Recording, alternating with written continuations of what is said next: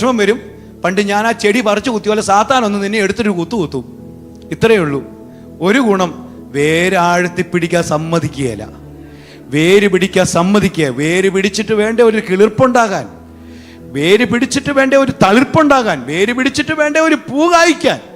ഈ വേര് പിടിക്കാൻ ആരും സമ്മതിക്കുകയില്ല. അപ്പൊ ഈ വരണ്ടിരിക്കുന്ന ചെടി പറയും എനിക്കാരുമില്ലെന്ന്. കുഴപ്പം ആരാ? കുഴപ്പക്കാരൻ സാത്താന. മനസ്സിലായോ? വെള്ളം ഒഴിക്കുന്നുണ്ട്, പരിചരിക്കുന്നുമുണ്ട്, പക്ഷെ എന്തില്ല? ഇതിനെ ഉറപ്പിച്ച് നിർത്തിയിട്ടില്ല. ഹല്ലേലൂയ. നിന്നിൽ ഒരു തളിർപ്പുണ്ടായെങ്കിൽ, ഒരു വേരുണ്ടായെന്നോർത്തോണം. നിന്റെ വിശ്വാസം ബലമുള്ളതാണെങ്കിൽ ക്രിസ്തുവിൽ നീ വസിച്ചാൽ തളിർപ്പുണ്ടാകും, സംശയമൊന്നുമില്ല.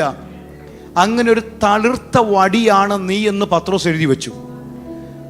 പത്രോസ് എന്താ പറയുക? നിങ്ങൾ ജീവനുള്ള, നിങ്ങൾ ദൈവത്തിന്, നിങ്ങൾ ആരാന്നാ പറഞ്ഞ? രാജകീയ പുരോഹിത വർഗമാണ്.